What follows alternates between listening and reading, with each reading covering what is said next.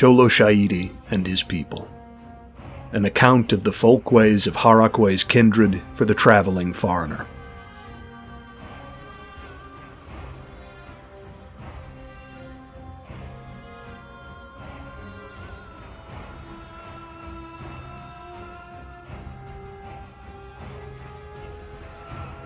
(1) The homeland of the earthen folk. The Xoloxaitian homeland is most often associated with the highland desert in which the cradle yawns, and amidst which the thrumming heart of Xoloxaitian kind, Tepeclan, was raised. It is a land characterized by red, sandy soil, sparse dryland grasses, towering spires and swooping canyons of layered stone, great cacti large as foreign trees, and the occasional stand of hardy, gnarled conifer, or scatterings of the pungent yucca trees beloved in the iconography and gardens of Xoloxaiti.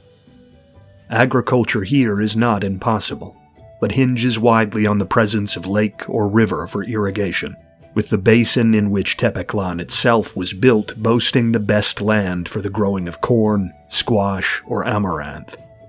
Amaranth in particular will seasonally result in the fields of the highland Coatiquitley farmers blossoming reddish-purple in the warm winds of the country's core. The nights grow chill in winter, especially in the northern reaches of the province, but for the majority of the year, Tepeclan province is dry, sunny, and warm, without hint of rain. This arid heat is fondly regarded by Xaitians across Haraklan, and referenced lovingly in poem and song, especially by those who are born to farther holdings of the empire. Many older towns and cities are to be found clustered close to the protective shadow of the bulwark of Harakwe about Tepeclan, and many younger cities can be found along the banks of waterways such as the river Atlat, which cut through the deserts of Tepeclan. The lands of Machintlan, too, south of the imperial capital along the coast of the Gulf of Ichtak, are a dry and hostile place.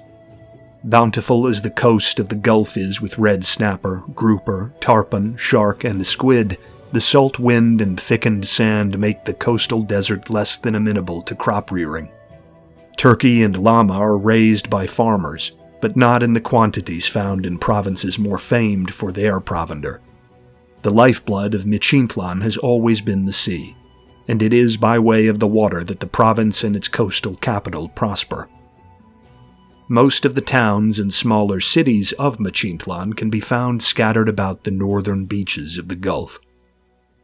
Similarly, Tlaxcatlan overlooks the cliffs against the gulf which bears its name. Here, the coast is so steep it prohibits most large-scale port development or commercial fishing, though the waters are ripe with sardine and sea bass. The storms which sweep south from the savanna of Kandar are brutal, and though blunted by the time they reach Tlaxcatlan proper, they give rise to great tornadoes and tidal swells under the right conditions.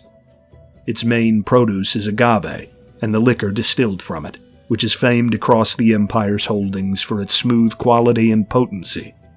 Its dryland fields are host to much of Xoloxaiti's greatest equine stock, and the hairless horses bred there are the source from which the imperial army and Ektal legions draw their mounts.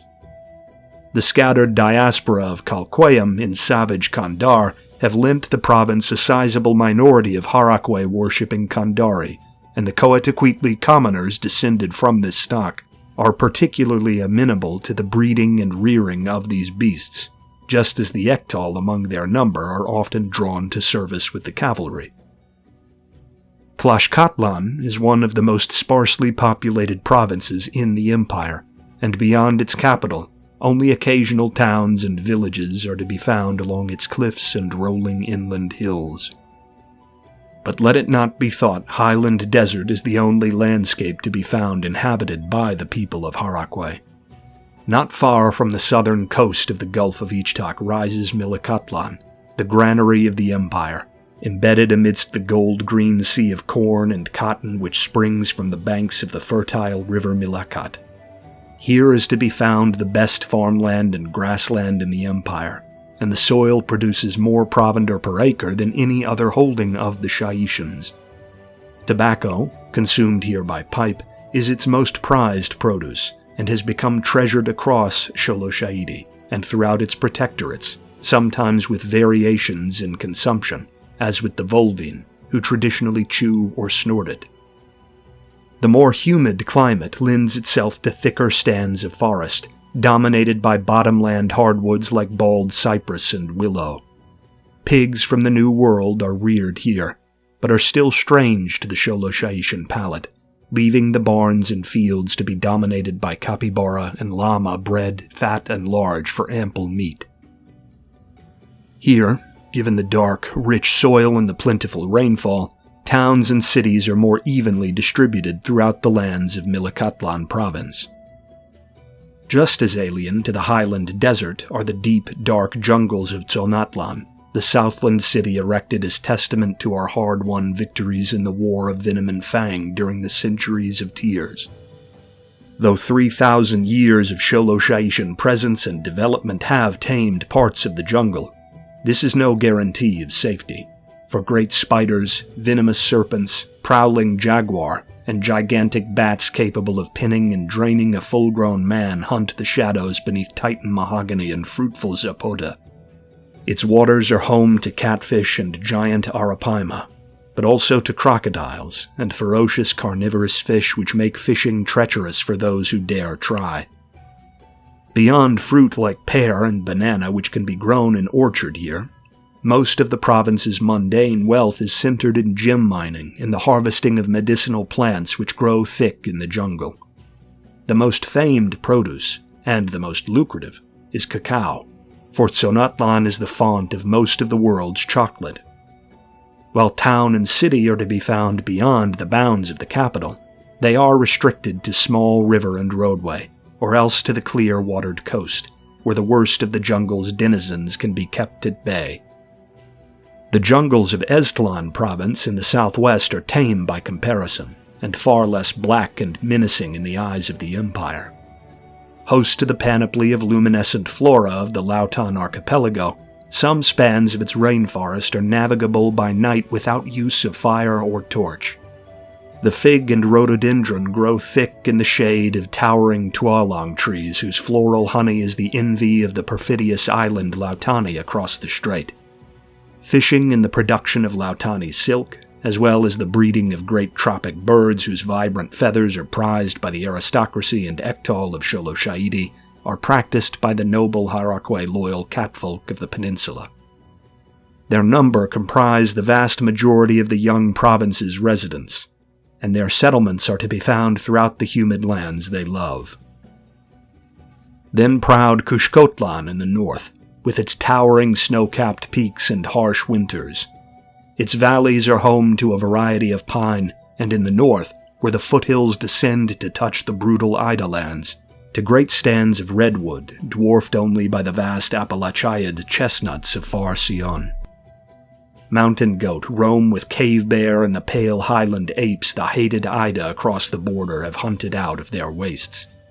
In cavern and crag, where sunlight does not shine and chill wind cannot reach, the great tunneling Tokateoti spider claims its home, living relatively amicably in colonies by some magic or cruel breeding of the treacherous Olospid who once gave them life. Many breeds of llama are reared here for purposes ranging from draft to wool. Mining is the lifeblood of Kushkotlan, and it produces more ore of quality than any province in the empire save bountiful Tepeklan. The cities and towns of the province are often situated on tiered levels carved into mountainside or peak, to better protect them from the ravages of the ever-raiding Ida, who once called the range home. At last, in the northwest, there stands tiered and breathtaking Teotihuacan, the home of Xoloxaiti's naval power, and a one-time holding of the treacherous Ug. For long years we have tamed its fertile grassland. But the winter has crept in again in the wake of the lion folk's withdrawal, some lifting of the blessings of their cruel pillar of dawn away west in Sirgirkar. Still, even with winter scything a growing season from the calendar, bean and squash grow well, and ranching is manageable for those breeds of Cushcot llama suited to the cold. But the real might of Teotihuacan is industry and the building of ships both martial and commercial, for which the empire is ever hungry. The people of Teotihuacan are to be found along the coast, with rarer villages of farmer folk distributed inland. Such are the provinces of the empire in the Old World, with each playing its marked role in fueling the furnace of the old general's engine of war. 2. Xoloxaitian place names. Xoloxaitians are often characterized by those not of our blood as blunt in matters of title and nomenclature, and it is no different with the bestowing of names on places we occupy. As such, a trip across the imperial holdings of the Old World will bring one in contact with many names void of the florid extravagance of foreign kindreds. The purpose of this is twofold. Firstly, in matters ranging from poetry to conversation, the Xoloxaitian mind is on the mean partial to forwardness and illustration only in brevity. But secondly, the mysticism of Harakwe, as with many of the divine figures above the kindreds of both broods, is tied up in the titles given to things in his dominion, from Xaitian children undergoing naming ceremony to cities laid down by his people. It is hoped that the giving of a name will enhance and attract the blessings of him below, and thereby accentuate traits already present in the place or person being named.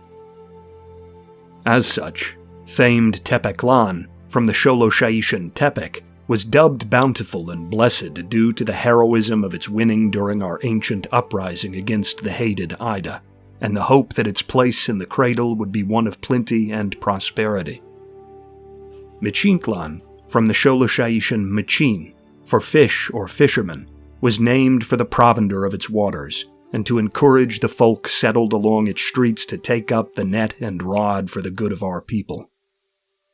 Milacatlan, similarly, was named by way of the word Milacat, for the future farmers who would feed our legions. Tlaxcatlan by the way of Tlaxca, firm or hardy, in hopes it would secure our flanks against the Kandari and Ida raiders of our earliest centuries. Cushcotlan by way of Kushk, or hill fort in our tongue, to bless and affirm its ability to hold at bay the jaws of the great enemy. Teotihuacan for Teoat, or ocean, to endorse our someday mastery of Laut's misbegotten realm. Tzonatlan from Tzontet, or stubborn, to empower its settlers with the strength to better the pools and lands poisoned by the scuttling spider-folk who preceded them in its dark jungles. Then Eztlan, the youngest, by way of Estli, or blood, to honor the many of our Lautani brothers in faith who gave their lives to bring it into our protection, doubly appropriate in practical Xaitian eyes, as Est alone means south or southland. The affixed Tlan in these city and province names is simply an indication of a fortified city, much like Bercht among the Volvin of Volvenreich, or Beil among the Sion. So too is it with geographical features. The river Atlat, or Spear River, was so named to describe the fighting along its banks when once the Ug border reached to its opposite shore. The Ezo, or Bloody, hills, which shelter the Eztlan Peninsula from the rest of the homeland holdings for the many battles over long centuries fought with the islander Lautani on their slopes. The Gulf of Ichtak, of course, for the founder of our empire, and his exploits in surrounding its calm waters with our forts and cities. There is, in the Xoloxaitian mind, a simple poetry in this, and its employ is evident from one end of our lands to the other. 3. Xoloxaitian power ways. How rule is conducted, and how society is stratified, is different in Xoloxaiti than among any other kindred, and rightly so. For the old general's mind is one of forge and fatal focus, and he would not have his children afloat on a sea of bureaucracy or timidity.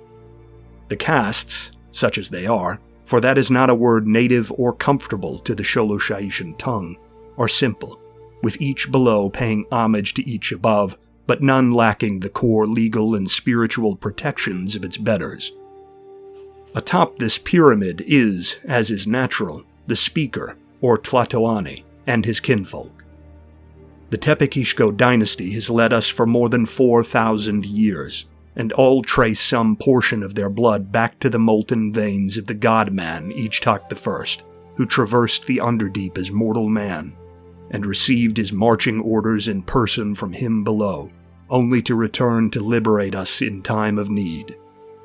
It is said XIII heard Harakwe in his dreams when among the mortals he ruled, as can be inferred from a reading of the founder's Bastion of Will, wherein the execution of his 19 orders at the feet of Harakwe is related. The 8th order involved the capture of the Dream Strand from the hated Mother Spider Akamatak herself, which legend claims is woven into the very dais upon which all Tlatoani of the Empire have sat and ruled. Whether the descendants of the founder have inherited this power through right of succession and blood is unknown to those outside the imperial family, but regardless, the will of the line of XIII is law, and taken by any devoted Shaitian from priest to farmhand as having been spoken first by him below, only to be echoed here among the living as edict and decree. The Tlatoani speaks for all our kindred, and also serves as king of the great city of Tepeclan and ruler of its province. The suffix Ishko, Xoloxaitian for from or of, is attached to the given word root of a ruler's city to form the title of their dynasty. Thus, the house of XIII is called Tepexixco. The next level of this civilizational pyramid is comprised of the provincial kings. In the earliest days of empire, a pair of these kingships were given to relations of the founder upon the conquest of new territory, and the erection of temples and walls and foundations meant for settlement. Michintlan and the doomed lords of Milicatlan, whose line would be ended during the opening of the War of Venom and Fang, were given in this way. But most kingships, especially in latter days, have been handed to commanders, or even, in extraordinary cases, to lesser officers or legionaries, who have distinguished themselves in the campaigns which brought a given city or territory under the Triskelion banner of the empire.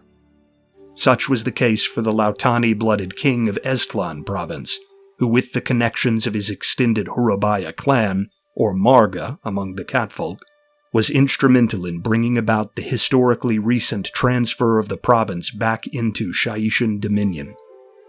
These kings wield authority much the same as the Tlatoani would within the bounds of their own provinces, but mind ultimate authority of the Tlatoani in Tepeclan, and are crested by him upon ascension should war or disaster not prevent such ritual. They must come to battle should he call them to war, and kneel to his domestic decree or demand should it contradict their own. Though, it must be said, the dais is by tradition ever lenient with the regional ways and laws of local kings, only intervening when demanded by circumstance.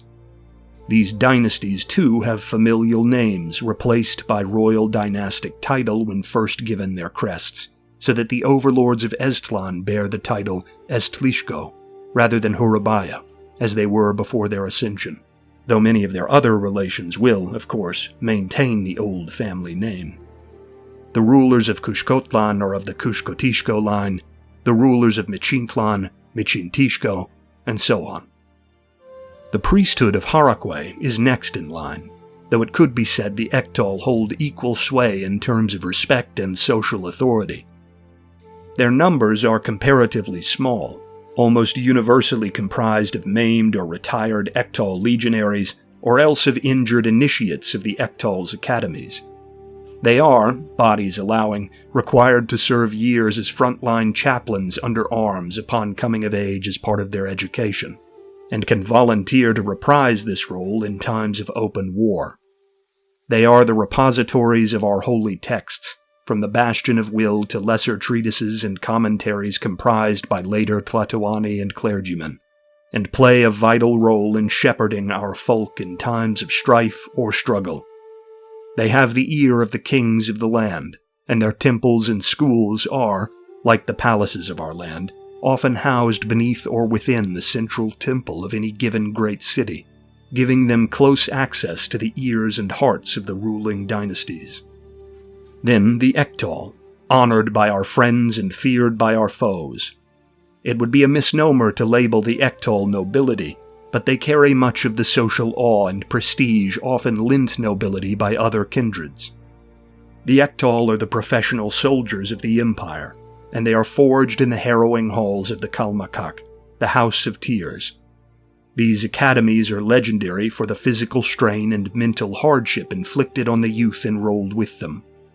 Most students are the children of royalty or of the many XVIII families within the empire. Though open to strong and able children of Coatzacoalcos commoners, permitting ascension to the XVIII among the masses of the empire, it is statistically rare for Coatzacoalcos parents to choose this for their children, preferring instead the initiation of the children into a given profession. Far more often, XVIII are made as adults, with elevation offered to Coatzacoalcos servicemen in regular army legions in times of war, when remarkable feats of valor or courage have been displayed. The XVIII are bound to the province of their rearing, and are answerable to the kings of their capitals, the personal armies of the masters of the provinces. Tepeclan boasts the most, counting 19 standing legions of 19,000 XVIII each, but the number varies widely depending on provincial populations and the needs of a given king. They accompany and execute the commands of their individual lords in war, and teams in the ritualized flower wars between the cities are chosen by monarchs from among their legions. With the experience of the Kalmakak behind them, there is little even on the field of battle which can shake an XVIII legionary in his duties. But the XVIII also serve most administrative roles in the empire's day-to-day operation, with many older XVIII comprising the ranks of police, bureaucratic, legal, and investigative bodies within their given provincial kingdoms. They are not just the bulwark of Xoloxaiti, but the pillars upon which order is balanced, and the prestige they are shown, while not necessarily set in stone as law, is rigidly taken up by all in the empire, including their betters, who often take their advice as readily as they would the word of any priest. At the next rung of this pyramid, comprising the vast majority of the population, are the bedrock of our empire, the Coatzacoalcos. These are the craftsmen, farmers, tradesmen, merchants, tinkerers, and wholesome everyday folk of our civilization. They are typically schooled in reading by the priesthood at early ages, though this is not mandated by law, and many rural farmer folk or fisher folk forego it. Trades are taught by families in the broader guilds which manage conditions, quality, and craft among our kindred. Coatzacoalcos are mandated years of service upon reaching the age of 19, but are afterward free to return to their kin and take up whatever craft suits their nature, most often the labors of their parents. Their menfolk, if not subject to some malady or injury which would honorably prevent this, are subject even after retirement from mandatory service to monthly drill and physical inspection, and expected to maintain a moderate level of fitness, with heavy tax penalty being given to those who allow themselves to slip into indolence. These comprise the regular army legions, with most higher officerial positions filled by the XVIII. In time of war, the Coatzacoalcos are subject to draft, a tradition which dates back to the Liberators' uprising against the Ida, though most younger or even middle-aged men of able body among them will sign up readily of their own accord given the nature of our people, and the religious connotations of service in time of battle. This draft is typically of all able men up to the age of 30, though it can be raised in increments of 10 all the way up to 60, a thing only seen during the apocalyptic centuries of Tears, and the wars of survival which occupied them. As has been said, Coatzacoalcos are fully capable of raising themselves to the ranks of the XVIII and becoming professional soldiers should their temperament and character allow it. but it is just as common for XVIII to voluntarily step away from their rank to pursue careers among the common folk. A retired XVIII legionary might, in addition to whatever governing duties he embraces, take up hobby farming in his old age, endow his children or grandchildren with a love of this pursuit between their times of education or service, and see his great-grandchild willingly forego anything beyond the Kalmakak and mandatory service years to instead take up farming, or whatever craft, as a true profession. Given the lineage of Ichtak I was, before the coming of the Liberator, a family of masons and stone folk, the working of rock or gemstone, the forging of metal, and the mining of the earth are given special respect among not just the Coatzacoalcos, but the whole of Xoloxaitian civilization. Long relationships will often stand between royal families and highly renowned lines of jewelers, carvers, or relief sculptors, who will offer their own salt-of-the-earth wisdom to their rulers, as well as the fruits of their craft. The bottom of the pyramid, if indeed it can be considered a part of the pyramid, is comprised of a nameless, small, shirking social underclass of families who forego their years of mandatory service. They are not subject to draft or immediate legal persecution, but lack the legal rights, religious tending and medical care, and protections given over to the honest Coatzacoalcos. More pointedly, they are made social pariahs by their godless rejection of Harakwe's service, and find difficulty in every social pursuit from marriage to the conduction of business within the empire. While certain merchant and industrial families winning wealth abroad or in the New World have, in very recent years, been given the option to buy the status of Coatzacoalcos without serving at great cost, this is broadly frowned upon by all rungs in the imperial hierarchy, and is seen as a necessary evil by many, this writer included, all biases be known, to allow some boon only now visible to those who sit on the honored dais in Tepeclan. Given it is not my place to judge the speakers of him below, however, I will leave the matter by saying it would not do to be seen in the company of such people by the preponderance of Xoloxaitians. It is said low cunning and cowardice is as contagious as is greed, and among a people as given to cooperation and intuitive bond as ours, with a history as defined by shared struggle in the face of annihilation as is our empire's, it is next to blasphemous to fraternize closely with such folk as these. 4. Xoloxaitian speechways. Though there are variations in accent from province to province, a proficient speaker of the Xoloxaitian tongue will be able to navigate well across the imperial holdings in the homeland, for the inborn desire for closeness among our kindred is such that the drift of language is slow, and the variations in speech are subtle, even without stricture imposed from above. In the hills and valleys of bold Kushkotlan, perhaps because of the stubborn and independent streak extant in the culture of the rugged mountain kingdom, one might hear a Xaitian tongue form the sh syllable common to the speech elsewhere, as something closer to z, as an example, alongside slightly more archaic vocabulary in day-to-day conversation than would be used in the lowland deserts or jungles. In Tlaxcatlan, the Kandari kindred reared for centuries under our skies speak with perfect form, yet the strange vocal arrangement of their kind often lends speakers a hoarse or strained tone, as if sentences are rendered through a grinning, slightly open mouth.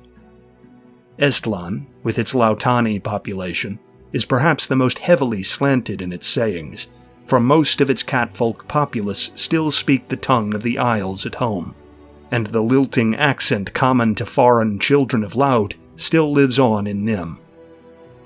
This may well be subject to change, as the crested king in Estlan has mandated the schooling of the realm be conducted in Xoloxaitian to better entwine his folk with the rest of their adopted nation.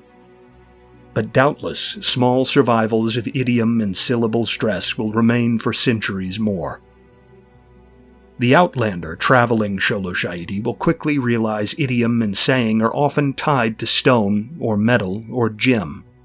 To say one is iron or steel is far more commonplace than to say one is brave or trustworthy, and though folk from provinces like Milikatlan have impacted the language with phrases like flower and song to describe poetry, and Kushkotlan has contributed mountainous imagery like in cloud and mist to describe things done in secret, the majority of the kindred gravitates to descriptives and illustrations pulled from the earth and soil which birthed us.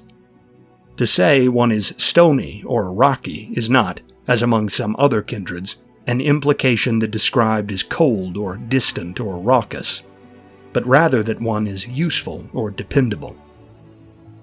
Similarly, the martial coloring of our sturdy folk has led to much casual embrace of military terminology, even among women and children. One often marches up the road to a market, rather than strolling or walking. A stranger to whom one wishes to issue respect will often be addressed as commander, or with more direct rank titles like optio or legate, regardless of military station, much as the Sion might use the words chief or big feller. A need of speed will be communicated by the speaker saying a thing must be done double quick, and a child handed chores by his or her mother might refer to the list as orders, rather than simple household tasks. Labor or work among the Coatiquittli is often referred to as action. A fight outside a bar might be described as an engagement, and a family home might affectionately be referred to as the bunkhouse or barracks. One's friends are often comrades, one's family is one's unit, and so on. This can strike some from outside the realm as obsessive, rigid, or even performative, but it grows up like granite from the long centuries in the early count of the imperial calendar, when we were so often besieged on all sides, and needed to lean heavy on one another to survive. There is a deep resonance between the bulk of our folk, and though the joke in the New World protectorates that we communicate telepathically among ourselves or share some sort of hive mind is, of course, exaggeration, there does exist a deep sympathy or echoed mood when Xoloxaitians move among themselves, which colors much of how we behave or communicate, something I'm certain will be brought up many times throughout this treatment of the culture. It is, much as our sight in conditions of lowest light, perhaps some artifact of our ages in the Underdeep beneath the heels of the Ida, or a boon bequeathed to us by Harakwe in pursuit of his grand plans. A more direct example of this in language are the words yaut and yao, meaning inner enemy and enemy. If one has a land dispute or grudge with a neighbor, then the Shaitian offender will always be called yaut, implying an underlying connection and a future potential for reconciliation.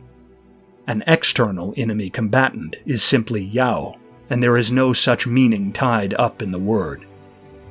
Another unnerving speechway of our folk to some from beyond the empire is also tied to this intuitive impulse.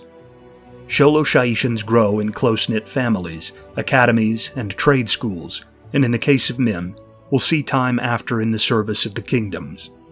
In all these places, folkish chants and marching songs will be commonplace among companions, and the lyrics and cadence of such songs will become embedded in the mind with repetition and time. It is not at all uncommon for Shaitians, say, marching from a village into the surrounding fields to tend herds, or descending from residences into a mine, to break into low chants or song among themselves, and walk in time with one another. Women in Milikatlan storing corn harvested by husbands might sing a song to pace their work, with a line spanning the time allotted to strip the kernels from a single ear. Fisherfolk on the Gulf of Ichtak might chant to time the hoisting of a bulging net among several men, and their children on shore might keep step with one another and play soldier on a walk to a priestly reading course, and thump time on chest and stomach as they belt out a tune overheard from passing drill columns.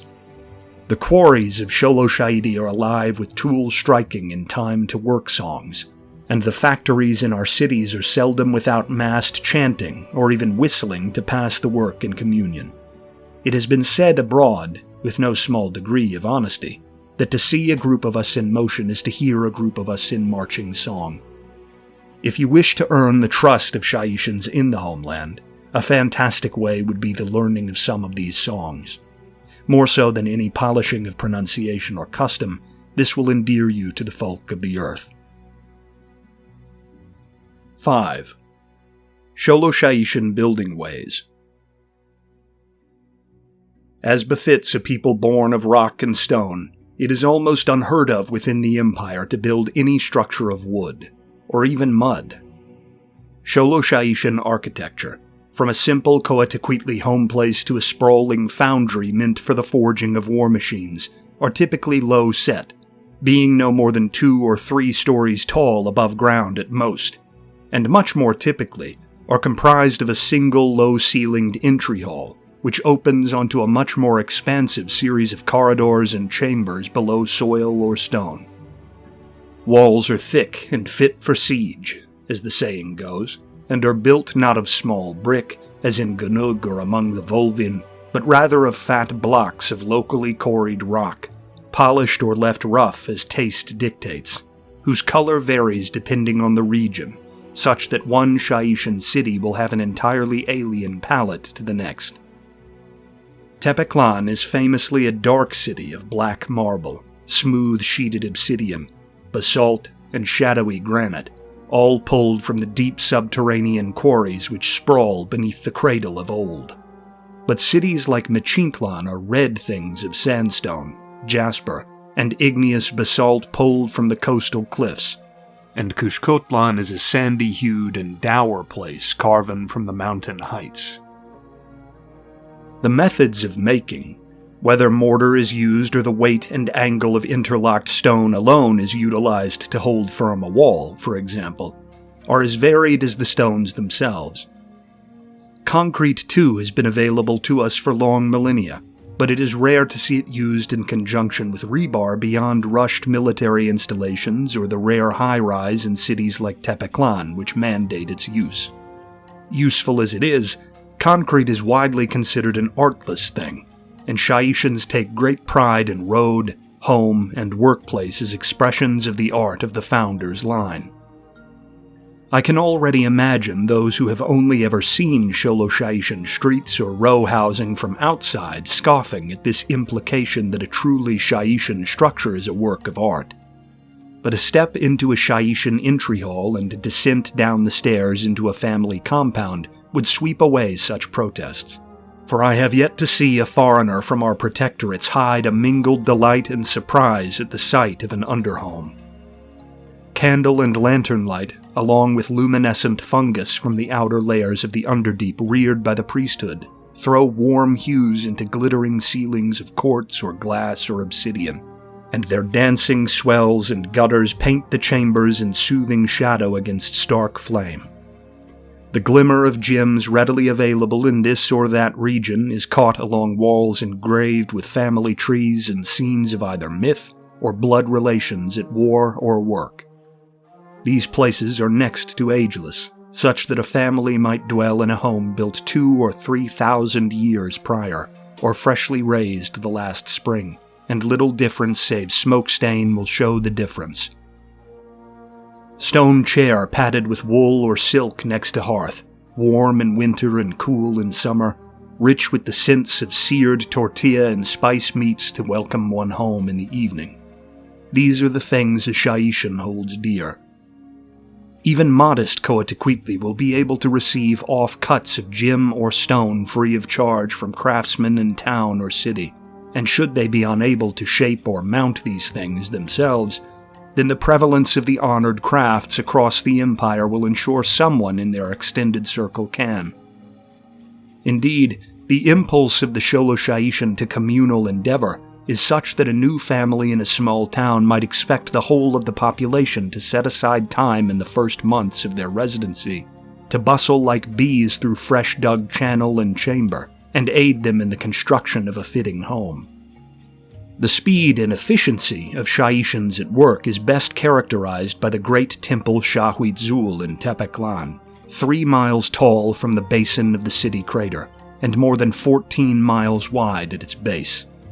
This artificial mountain, the largest temple by far on the face of Haraklan, was erected in just a century after the Liberator's rise against the Ida. But this near-supernatural bustling urge to shape is not limited to great projects, and anything from a stone barn built into hillside to a shopfront extension to a Coatzacoalcos family entry hall is well within the power of the people of the earth. South in XVIII, where Lautani buildings of wood, paper, and tiered peaked roof spire are still prevalent, the sturdiness and longevity of Xoloxaitian stonework is beginning to take the place of other materials.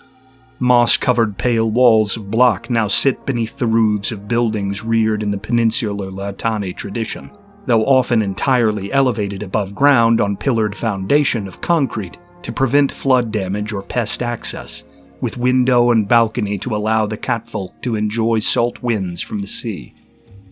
Our southern cousins are still more prone to woodwork and paint than we, but on the whole, a visitor accustomed to the hospitable familial barracks of wider Xoloxaiti should not feel terribly out of place in the newest kingdom to join the realm. 6. Xoloxaitian family ways.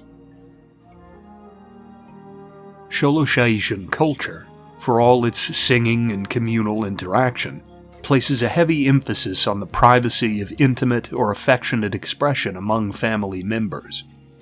This has led some I've met in my travels abroad to opine that the Xaitian is a cold parent, but this could not be farther from the truth. The folk belief is that such things as the embrace of an upset child in comfort, or the kissing of one's spouse after tender exchange, are made more tangible and meaningful by only ever being shared between those involved. This makes sense in a society so prone to large gatherings and social interdependence. The most sacred of one's interactions are made all the more sacred by their isolation from prying eyes.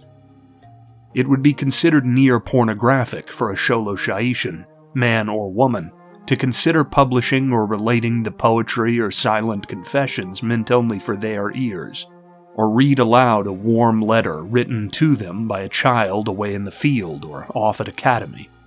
Examples of this, even if made after both parties are dead, are generally looked down on as violations of tender privacy. As such, any examples given in this section will be broad and general, so that the privacy and intimacy of those involved might be maintained. The whole of Xoloxaitian society is constructed closely around the family unit, often extended, though not so much as with other kindreds, with aunts, uncles, or grandparents sharing a large dwelling. Every Coatzacoalcos or XVIII household is a dynasty, as it is said, and their underhome is their fortress. The Bastion of Will proclaims that there is no more delight atop Haraque's ground than the patter of children's feet down hall in peace to remind why the boots must drum in times of strife and battle. And this is a proclamation kept near to the Xaitian heart. There is no higher aspiration, even in soldiery, than to bring sons and daughters into the world, and to hear them speak the tongue of him below, and to sleep sound next to the mother of one's young, when the warpath finally carries one to the hearth he's grown to miss so dearly on the march. For the first decade of a Xoloxaitian's life, regardless of social standing, the child is kept close, socialized with the children of the broader community, allowed free rein to play, and often schooled in logograms and literacy at local temples on weekends. Xaitian children enjoy, on the whole, a remarkably pampered first count of years, such that foreign observers, especially the cold Vulvan I have known, consider them to be spoiled. And I suppose, by their standards, they are. Gifts are given at anniversaries of birth and religious festivals in summer, with families scraping all they can afford together to purchase or craft whatever will delight their daughters and sons. Ornate wooden maquahuit or pellet rifles or rubber ulema balls or little suits of armor made from poor iron for boys, and rich dyed dolls, floral paints, gardening arrangements, and toy cookery for girls, and many more besides. Their household orders are kept minimal and simple in this period, for this is a time for roughhousing, games, and carefree wandering down street or canyon or forest. They often follow their parents at work, should those parents be coetequitly, and are ever soaking in the sights and sounds of the roles which will most likely be theirs. At the age of 10, paths differ based on the family in question. Families will, generally, rear their children for the assumption of their own roles in life. For the XVIII, this means sending the male children off to the Kalmakak academies, a demanding, brutal shift in lifestyle for which their fathers will prepare them in prior years, with vigorous training often disguised as play. For the coetequitly, this often means sending male children to board with guild associates sharing the profession of the father, even if these are simply neighbors across town, where they can be taught lessons of craft by one perhaps less lenient than their parents might be. Girls will learn family trades to some extent, as will be discussed later in this text, but they are not boarded for months at a time as their brothers are, instead residing permanently in the family underhome, that their mothers and aunts and grandmothers can impart their own crafts to them. XVIII and coetequitly boys will return home for holidays in the holy early summer month of Yaoyot throughout their adolescence, and in this time, they and their sisters might be instructed at the feet of their elders in what are called among our people the fruits of leave. These are often artistic or leisure pursuits enjoyed by mother or father. XVIII families are typically fond of exploring literature, history, dueling, or poetry in these periods, while coetequitly families are more prone to mural or carving, or else recreational social activities like dance or cooking. These are warm periods, rife with the tenderness of home, and fondly remembered by all who have experienced them. Streets are empty unless some civilizational struggle or war has arisen, and all are beneath the surface with their kin, enjoying the reprieve of cool under air and hot meal at table, paying their small sacrifices to him below in this most hallowed of periods. The enjoyment of savory homemade dinners is perhaps most fondly spoken of, especially heartening to boys of the XVIII order, for the black blood gruels of the Kalmakak, while nourishing, are notoriously bland and cold to better inure the young to hardship. Upon reaching the age of majority at 19, an XVIII boy goes straight into the service, as does his counterpart in the coetequitly, the first into the prestigious professional legions, and the latter into the regular legions of the imperial army. For the XVIII, this lasts until decades have passed, with regular leave months taking him back to his large family underhome, lest he be married off and establish his own. For the coetequitly, this period lasts 2 years, and in the aftermath, the young man returns to his family dwelling to reside and take up his place at work beside his father, until he might find a wife and begin the cycle anew, assuming, of course, this has not already happened. 7. Xoloxaitian marriage ways.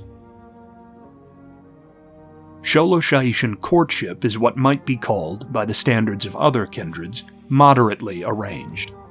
This is to say, families known to one another, and mutually respected, will arrange group get-togethers where similarly aged young men and women might meet in a formal environment, making known that one is interested in the other. But actual courtship is not closely monitored, and certainly not forced. If a pair do not communicate well, find one another attractive, or enjoy one another's company, then the families will seek other introductions which might fit better. Mothers and grandmothers serve the role of matchmakers and communicate often among themselves, attempting to coordinate pairings whose temperaments are suited to one another. Among the coetequitly in particular, such matchmaking is not always needed. It is quite common for a boy sent for apprenticeship in another household to take interest in a daughter or cousin of the family, or to be taken interest in himself, and for courtship to arise as a matter of course between the youths. Regardless of how a connection forms, it is traditional for the pair to visit at one another's family dwellings, being given their own space to socialize, or else to correspond closely, assuming the male is away on service after reaching 19. Poetry, Paintings or small sculptures are often gifted each to each, and unless invited, these works are typically kept private even among family. Though there is no set age for marriage, or large societal expectation of marriage by a certain age, any having reached their 19th year are able to marry, and most young Xoloxaitians are married before reaching their mid-20s. For Coatzacoalcos, marriage is typically proposed upon returning from mandatory service, and for XVIII, it is typically proposed upon returning for summer leave, always by the man, by tradition, who first asks the leave of his prospective partner's father or eldest male relative to make the proposal. Proposal is a ritual in itself, in which the man comes alone to the family dwelling of his desired mate and calls her out alone into the court or yard or street, often with poetry he, or a more gifted relation, has composed for her. He makes a show of offering a weapon to his prospective bride, usually a rifle among the Coatzacoalcos, or a more traditional saw-toothed maquahuit among the XVIII, kneeling to offer it in service to the woman. She, in turn, will take up the weapon, guide the man to his feet, and then promise its return after their wedding. This, formal as it is one of the sole moments in a Xoloxaitian's romantic life which is on full display to the town or city about them, and it is customary for passers-by to cheer on or salute the pairing if they happen to be there to see the moment of engagement. A woman can, of course, retreat into the dwelling to signal her rejection, but by the time such a proposal is made, both have known one another for more than long enough to be fairly certain of the outcome, and such a thing is a rare occurrence. Once engaged, the wedding is swift to follow, and among both XVIII and Coatzacoalcos, it is a small gathering relative to the raucous celebrations of other kindreds. Other than a priest from a local temple to Harakwe to officiate the ceremony, the only other attendees are the residents of the two extended family underhomes. The groom waits in uniform among his parents and kin with the priest, and the bride is led in a traditional sarong and shawl of rich yellow floral patterns by her own relations to the door of the groom's family underhome, her hair and arms heavy with the finest gold and gemstones of her house. The mother of the bride returns to the groom his weapon, who sheathes or shoulders it before carrying his partner into the home, followed by her family. In the main hearth room of the dwelling, the groom's mother feeds both husband and wife tamales, a symbolic imbuement with the heat of the core radiated by Harakwe. Vows of loyalty and service are exchanged, often written by bride and groom beforehand and heard for the first time at ceremony. The priest slices the finger of man and woman, and a drop of blood from each is placed on the tongue of the other, a ritual binding of one line to another. The pair embrace and then retire for the groom's chambers, where they will remain undisturbed until 7 days have passed. The purpose of this week is not just to consummate the marriage, but to engage in a prolonged fast in pursuit of higher focus and prayer. The bride and groom will eat nothing and subsist on water alone for this week, with the husband ritually draining a small amount of blood from his palm each morning at some altar or icon dedicated to him below, and the bride praying for a fruitful family. Priestly texts chosen by the two families made one are often read between the pair, and only when the newlyweds have emerged from this period of isolation will the families celebrate with a great dinner in the groom's house, presided over by the new couple. Afterward, the families will see to the housing of the new pairing should the patriarchal house's space prove insufficient. Sexual relations between courting partners before this ceremony are uncommon and highly frowned on by the priesthood, but not unheard of. It carries no legal or spiritual punishment, but is certainly not a matter of pride. Such things are generally kept quiet by the wider family and their local priest for the sake of the young if discovered, and a wedding might well be rushed if it is found a courting woman is pregnant. If such a pair produces a child well below the age of 19 due to some oversight by a hosting apprenticeship family, as does rarely happen among Coatzacoalcos families, the child will generally be birthed and given over to an already married elder sister or the teenage girl's mother to raise, and only when the courting pair have reached proper marrying age will they begin to produce children of their own. Adultery among the married is even rarer, such that this writer knows only remotely of 3 cases to have occurred over the past 3 decades in the city of Tepeclan, which stands as the most populous city on the face of Haraklan. Nationally, even when the nation is at war and married couples are separated, this would be a difficult thing to achieve even if one were set on the sin. Men deployed with the legions, Ektal or army, are always in the company of their fellows, and ours are not the raucous, unfocused hosts of Medvedstadt or Volvenreich, where camp brothels follow armies around for the service of the soldiery. Similarly, women in times of war, especially the young, often find themselves without any men to pair with even if they were so inclined once draft or the swell of volunteers has whisked them all away. Even if this is not the case locally, women during mobilization are just as social as the men in Legion, and as such, the eyes of their sisters are on them. When such actions are discovered among the tight-knit families of the kindred, whether man or woman be the initiator, the penalty for both parties involved in the act of infidelity is death. Whether one is single and one is not, or both have spouses they have abandoned, is irrelevant. These executions are carried out by public ritual drowning or strangulation to maximize the spectacle of suffering and to deny the departed any honorable death by stone or steel. Though for reasons of transcendent bond, which will be covered in the section treating death among our people, remarrying would generally be illegal for a widowed partner, the spouses of executed adulterers are not bound by this law, and might well court and marry again in time. Even so, this is almost unheard of if the remaining of the pair already has children, and instead, the man or woman will lean on the broader family to aid in the rearing of the young. The men of the House of Tepekishko and Tepeclan, along with lesser royalty across the empire, will at times maintain harems of multiple ancillary wives, subject to the home rule of the primary bride and queen of Tepeclan, a practice which dates back to the ancient liberator, who considered this a necessity to produce ample heirs for the throne. But it is more and more seldom to see this done in modernity. Though the nobly departed Prior Tlatoani, Kamashtli II, may he be ever victorious on the fields of fire and war below, maintained a harem, his father and grandfather before him did not. Kamashtli II produced only one son, and that by his true bride. It is the opinion of many in the priesthood that this issue, which has presented itself multiple times over our long centuries, reflects a displeasure at certain excesses in the imperial house on the part of Harakwe, as well as other dynasties across the empire.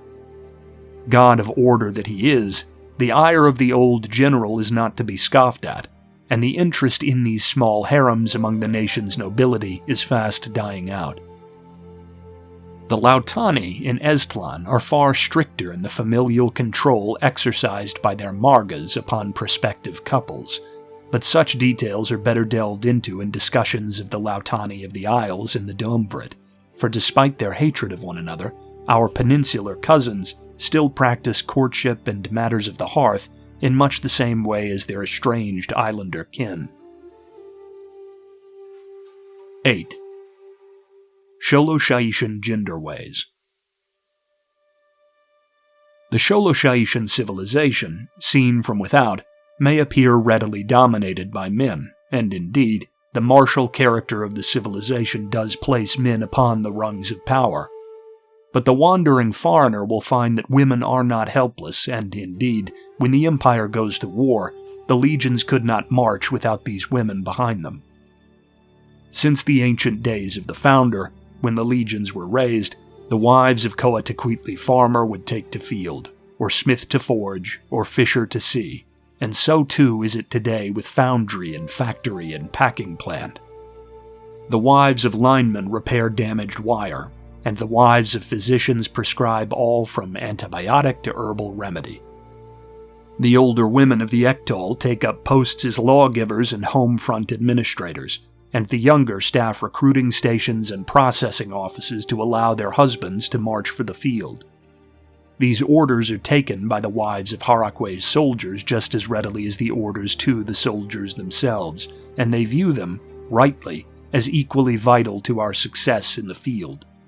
When Xoloxaiti goes to war, all Xoloxaitians go with him in some way, whether man or woman. Even during peace, Coatiquittli women occasionally shadow their menfolk about their daily business when the care of child and home allows, carrying out adult apprenticeships of their own to prepare them for any eventual mobilization. This has led to a close, deeply woven understanding between the couples of the country, and women hold vital authority within the family underhome. Just as a man is the family's legate and protector on the town, and commands them in the field, his wife is commander of camp, and sets itinerary and menu and worship doctrine in the home, with the women of the broader family often convening to ensure the house is on a similar schedule, and that downtime for their men is scheduled to coincide with their own, that they might spend it in private or with their children. All this being said, for all their very vital agency, women are treasured by Xoloxaitian men, who try their best in times of peace to shelter their wives and daughters from hard labor. Women, though they always aid in some aspects of day-to-day peacetime life, are largely occupied with creative and social endeavor when the constant demand of child-rearing and minding is not present. Organizing dinner groupings with neighbors, picking out and arranging the gem and stone and light arrangements which decorate the underhome, and delicately staining or expanding murals and family images carved into stone wall. The artists who make the underhome what it is. They are the lantern light to which the miner or mason or soldier returns at day's end, whether in calm or chaos, and should, regardless of the traditions in foreign lands, be treated with the dignity this role deserves by visitors to the empire if one does not wish to die in a duel with the patriarch of the house before departure. In the south, however, as with matters of marriage, the new kingdom of XIII is hesitant to embrace the dispatch of its women to work in the absence of its men. Tlatoani Izel II, in her wisdom, along with her heir, who has learned the Southland tongue, have spent keen effort in the winning of these noble catfolk over to a shift in tradition in communion with the greater empire. And should the great war to come break soon, it is to be expected our XIII kin will have their first experience of Xoloxaitian home front mobilization. 9. Xoloxaitian child naming ways. As with the naming of places, the names bestowed on Xoloxaitian children are chosen for the features or hopes or qualities one wishes to encourage in those children. Imperial names like Ichtak, treasured secret, or Nesho, burner or destroyer, or Pakal, joyful, are ever popular for a people as obsessed with the traditions and history of the kindred as ours. Ektal boys are generally given names which evoke either optimism or martial power, like Shoshod, meaning strength, or Paloa, meaning conqueror, or Tenyo, meaning honorable. Coatiquittli boys might be given names more relevant to the pursuits or desires of their families, such as Quiltig, meaning green thumb, Tepoztli, meaning metalworker, or Melahuak, meaning honesty. Girls, while occasionally given floral or landscape names like Xochitl, meaning flower, or Ahuik, meaning stream or brook, are much more often given names relevant to the treasures of the earth. Tlali, meaning rich soil, or Koskatli, meaning gemstone, or Chalchihuit, meaning jade. A strange feature to the outsider might be the inclusion of Koat in many names, as a bit of Xoloxaitian language study will tell one that this is our word for serpent. Serpents have a vile reputation in the Xoloxaitian psyche, from the hated winged serpent Kramak, father of our Ida foes, to his consort Ra'ath Ka and her repulsive Miawai with their death magics and writhing frames. Even the homeland's wild rattlers and vipers, along with Sonatlan province's vast anaconda, give more than enough motivation to turn a Xaitian stomach. But, as before, the name is meant to convey some of the power and authority of the thing, and as a bonus, We are told in the founder's Bastion of Will that bearing this name was illegal during the millennia in binds under the feet of the great enemy. As such, names like Akoat, or water serpent, or the Kushkot Thunkoat, or mountain serpent, are far from rare in Xoloxaiti, especially among Ektal boys bound for legionary service, who are given them as boons to carry their sword arms in campaigns to come.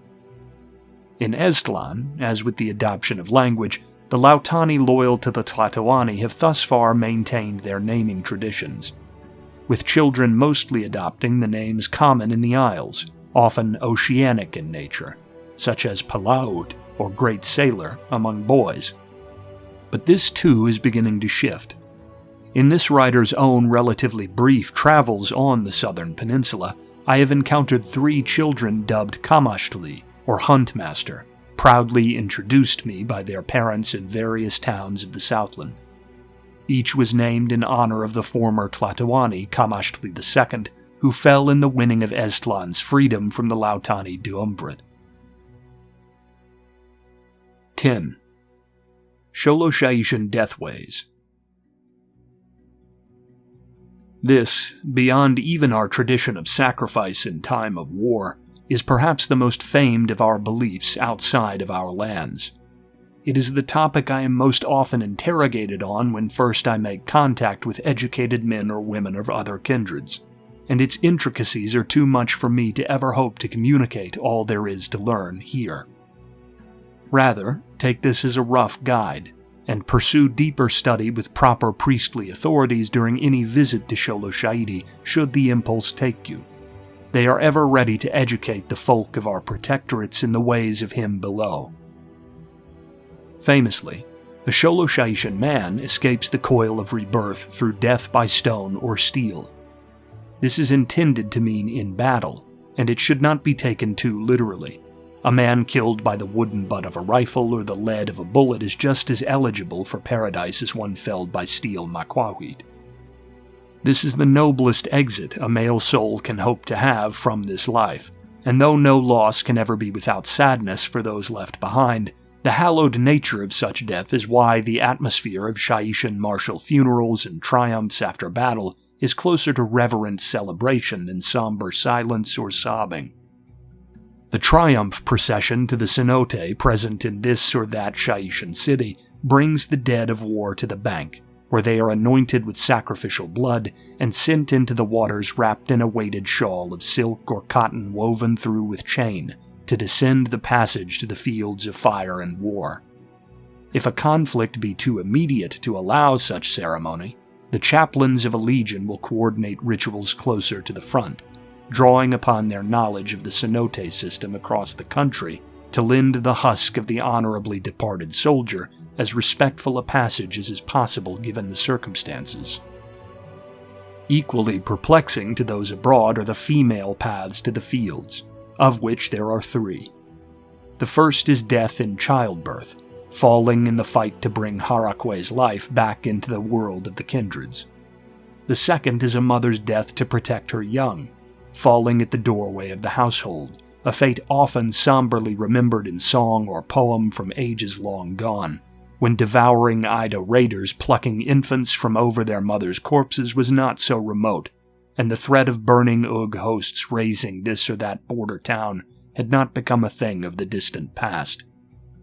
The third, and seemingly most mystifying to the foreigner, is the path of the pursuit, a painful ritual suicide, typically carried out through self-disembowelment, enacted by a wife whose husband has fallen in battle.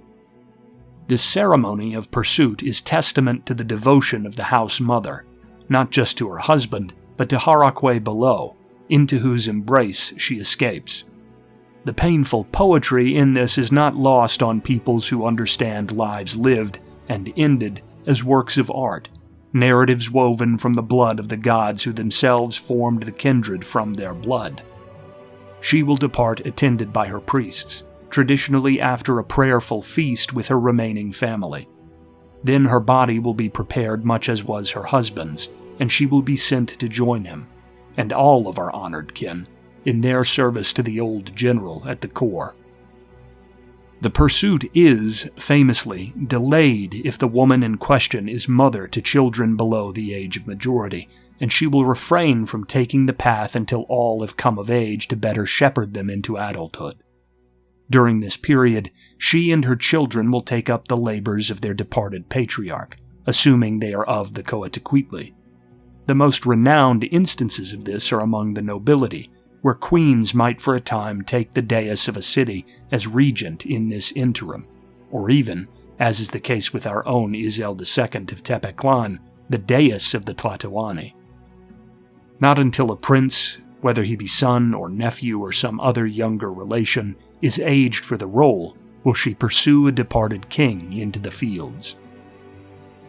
Those who die mundane deaths are not dishonored, but have not garnered the eye of Harakwe either, and so are cremated by pyre with family in attendance, with prayers being given for a swift rebirth and a more fortuitous end in the life to come. These rebirths of the spirit are believed to be tied to blood, and Xoloxaitians read a great deal into a relatively young child displaying traits or interests of some departed grandparent or great-grandparent, and might even alter the name of a son or daughter to match that of the forebear if the child is young enough that this is not a social disruption. The royal dead, though, are not sent to cenote. Rather, as with the founder, who himself plucked the knowledge of resurrection from the mind of malevolent Ra'ath Ka as one of his orders at the feet of Harakwe, are interred as carefully preserved mummies in mausoleums beneath the great provincial cities. For the house of Tepexixco, this means Xolotlan, but every capital has carved its own undercity from the outer underdeep for this hallowed purpose, and the older the city, the more vast the maze becomes. Siblings, favored Ektal advisors and commanders, and even friends or priestly contacts valued in life receive this honor themselves should they depart the mortal realm with honor, such that the ranks of the lingering dead are ever growing. These corpse kings spend the majority of their years upon the fields of fire and war below. It is only through honorably presented blood sacrifice atop the temples of the great cities that life can be breathed back into their dried bones. The souls of the fallen can traverse the winding ways through the underworld to regain their forms, and stir sluggish for a time to meet and advise their descendants, and be attended by priests in the dark halls of the Undercroft. The departed were in days of old led up to banquet and merrymaking and sparring among their living descendants, but the lack of wars of scale has made such things a rarity in recent modernity. No living Shaitian outside the priesthood or royal families is party to these otherworldly scenes, but it must be imagined with awe that our own living Tlatoani might well herself have shared conversation with Ichtak I, founder of the empire, regardless of the 3,800 years which stand between his death and the present day. What untold wisdom and shadowy lore plumbed from ages beyond the memory of most mortals passes between them, we can only guess, and be glad of the plans laid by Harakwe below, which have placed such blessings upon the ruling houses of the empire, that their own experiences and wounds might never be forgotten by the young or the hasty.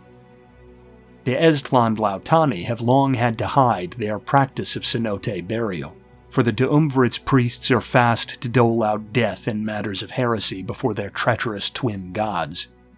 But now, with Xoloxaitian protection, they too consign their nobly departed sons and daughters to the inland pools, rather than wasting their dearest kin in the surf and sea.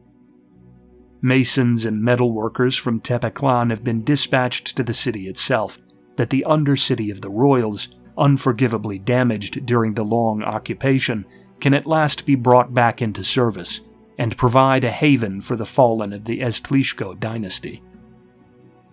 The three main Xoloxaitian holy days all fall in the 6th month of Yaoyot, named for Harakwe, the 6th of the Creator's divine children. The first of the month is the celebration of Harakwehuitli, an honoring of the making of our Maker. The second, Tlacoxoquitli, the Day of Freedom, falls upon the 19th, and is a celebration of Ichtak I's ancient uprising against the Ida, and the founding of the nascent empire.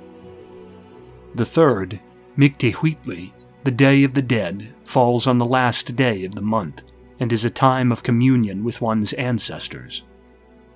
The Shaitians of the empire will spend the day in or around the underhome, and pay homage or conversation to their forebears, either speaking and praying before carvings and sculpture in reflection chambers in the complex, or else using more newfangled photographs to eye the faces of the departed, in much the same way that blood sacrifice allows the souls of the royal dead to traverse the treacherous paths of the underway and for a time regain their bodies. It is believed this devotion and remembrance permits those on the fields below some level of visitation with the living. Places are set for them at family tables, and they are referenced in conversation and fond recollection with no expectation of response, with speech often taking the form of filling in the unseen spirit on what the young have achieved in their absence, and emboldening them for their return to the service below. The atmosphere of this celebration, as with the others, is festive, and though the roads and town centers of the empire are often quiet during this period, this is because the celebrations and old songs are shared in the warmth of the family home, rather than out upon street or market square. 11. Xoloxaitian age ways. The old are not disrespected in Shaitian society, nor are they ignored. It is not necessarily some fault of the soul which leads to one not falling in battle, or childbirth, or in pursuit. The entire art of Harakwe's path to the beyond is that it is a struggle to walk it, and often, the great battle plans of the old general do not yet call for the spirit of one he will only later come to need or call to service on the fields of fire and war. As such, while it might be said the ideal is the seeking of a death in glory before one's body decays under the weight of years, there should be no inherent shame in failing to have done so, and steeling one's soul for the struggles to come in lives yet to be lived. And yet many of our elderly, especially our men, do feel a certain degree of shame at having attained these lofty years. Once 60 has come and gone, many XVIII men will not be able to meet the grueling fitness standards which ensure a man's ability to rejoin active frontline or armed service, and XVIII commoners will only rarely be able to pass re-evaluation if war strikes and they present themselves as volunteers. For a time they may find solace in their work about the home, or their crafts and labors, but in time, even the manning of an XVIII office or the softer jobs of a XVIII farmstead might prove too much for the joints and muscles of our elders to bear, and they will find themselves by 80 doing something a Shaitian is not inclined to do, reclining in the underhome without overarching purpose, while relations come and go with the day's need, an omnipresent reminder of the situation in which they find themselves.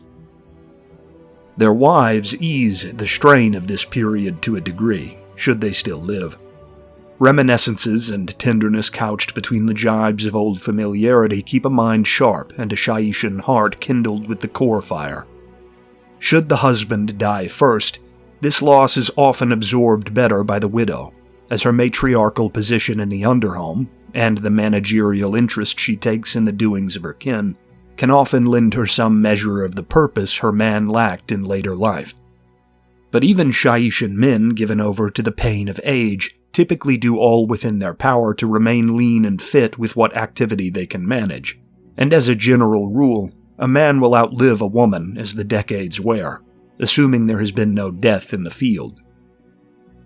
Once these bonds are broken by death, the elder patriarch's last daily companion will be gone. Family will make time for him in evening, of course, and he may visit a dwindling list of old comrades about town undergoing their own struggles. But these cannot replace the broader, deeper circles of years prior, and there falls a taxing ennui upon the shoulders of these men of 80 or 90, silently wishing for their eventual march into the cycle of rebirth to be tried anew in the fires of life. We do what we can, whenever we can, among our families to right this aimless indirection. The old are valued for their wisdom, especially by the Coatlicue, for whom the aged will be a repository of craft knowledge and folk idiom or warning. Even XVIII commanders or home front investigators will sometimes breathe life into an aged man by coming to consult with him on some problem they face in the now, which perhaps his long decades of experience might illuminate for them. There is a protective interest invested by the wider family which never quite reaches the level of that directed at children, and while care is taken not to make the old feel even more helpless than they already feel, their kin will take turns slipping from the day's pursuits early, or writing long letters, or sharing the lighter work of home or shopfront, or taking slow strolls at elders' pace about town or city, all seeking to blunt the edge of loneliness. Outlanders traveling the old world would do well to recall this, and extend what conversation or news they can with the venerable they meet on their travels, for by that point in life, any company is often good company, and eases the passing of hours which drag long and lonely. 12. Xoloxaitian Faithways. Several gods among the kindreds, such as benevolent Ionios or strange, tempestuous Gazorgu, are held by their priesthoods to be present in the lives of all their children, breathing fortune into the tapestry of one's tale when pleased, and misfortune to punish or dissuade. Harakwe's eye, in contrast, does not follow the day-to-day intimacies, intimations, and inequities of a Shaishan's life. The old general succeeds in the long arc of history precisely because he is focused, unending, and unbound, and his vast plots require his first-hand management. Cautiously he guards his ever-growing font of volcanic force in the core, such that favored historical sons who have joined him upon the fields, such as XIII, draw blade on his behalf. If order is ever to be brought back to Haraklan, it will require every ounce of will and strength available to our Maker, and for this purpose we take to the fields of fire and war beyond gladly, that he might never need to remove his attention from whatever unknowable task is at hand below. When prayer is offered by a Xoloxaitian layperson, it is only offered directly to Harakwe by men either in or preparing for battle, or women enduring a difficult childbirth, the struggles most dire and philosophically dear to each. In any other context, prayer is given over to what Shaishans often call the kin gods, or lesser gods, which is to say, departed mortals elevated to some command on the fields of fire and war below. Tapuz Tlazohua, cousin and master smith of the Liberator, is called upon for the reinforcement of the metalworker's hand at the height of a project. XIII Tepekishko, known as Lion's Bane among his dynasty, might be called upon the night before battle to strengthen the heart of a Shaishan arrayed against the Ug. Mapachin I, the blessed regent mother who shepherded our bloodied people as Tlatoani through the agonies of reconstruction during the aftermath of the War of Venom and Fang in the Age of Tears, might be called upon by a mother to give her boon to a sickly child, or keep wary a husband away at the front. These ascended mortals take the place of the handmaidens and servants seen among the retinues of others among the divines, and permit the old general to turn his burning gaze upon that which is most vital to him at any given step in his grand plan. Shaishans of Ektal or Coatlicue background view him below as a distant but benevolent storm, ravaging the enemies of their folk with its wind and bolt, but whose thunderous attention, mighty and inconceivable as it be, sends a shiver of terrible awe down the spine of even his mortal children. But the heroic or fallen are certainly seen. It is Harakwe himself who we are told dispatches some among his retinue to retrieve them, and lead them to the gateways onward to the core. Such experiences we can know firsthand from the departed and returned mummies in undercities like Xolotlan are warm and welcoming, the salute of an officer to his newfound charge. Among priests, Harakwe is seen, if possible, with even more timid awe. The glimpses the priesthood are afforded of our Maker are slightly more mutual, And given the priesthood exists as a scholarly body of recalled wisdom for the benefit of all from Tlatoani down to modest minor, the glares a man of the cloth receives in return are often of judgment. Even if this judgment be cold and calculating rather than hot and hateful, it is a constant reminder to the clergy that their station is a vital one, and that they should harbor no secret resentment of the indulgences of mortality they leave behind upon entering the temple to serve, lest they displease him below as unworthy of their lofty role. The royal lines of Xoloxaiti have, as a rule, a much more intimate relationship with the Maker, as they are his marshals upon the surface of Haraklan, and are all by definition souls of keen interest. Though only the Tepekishko line is rumored to have any direct connection with missives from the Maker, all royalty call regularly upon Harakwe in time of war, and pray to him as patron before any kin god or forebear. But Harakwe, for all his boons and attention, also places upon the shoulders of this group his greatest demands, for it is not enough that a king or speaker die well. He must live his life, and govern his people, to the best of mortal ability in accordance with balance and the laws of self-discipline laid down by Ichtak I in the Bastion of Will. The weak of will or spirit among those who speak for the old general will find themselves to have lost Harakwe's ears and eye when need calls for his firm reassurance, and they are found wanting. Another core of the faith best covered here in this treatment of folk practice is that of the queently hound. This breed of dog, reared over long centuries in our own image during our servitude under the Ida, plays an instrumental role in the ritual of passage to the afterlife. It is bred by the priesthood in our temples, and distributed by them to each and every household in the empire, with each family, and ideally each adult, being bound to one of the beasts. Queently are housed in the underhome, and share beds with their masters, where the radiant heat of their bodies soothes ache or agony. These hounds, lean and keen of mind, are emotionally very interlinked with an individual master, and upon that master's death, they will be ritually ended and sent into cenote or mummification with this familial companion. Though Harakwe's legionaries come to alert and brief the dead, it is the spirits of these noble queently hounds who lead the solitary soul on its long and perilous descent through the underdeep to the core. They are beloved among our people, and to harm or insult one is death. The Lautani of Eztlan, as is frequent, interpret Harakwe in a way slightly more akin to the home preserver seen as archetype in the faiths of Gzurgu or their own disgraced maker, Laud.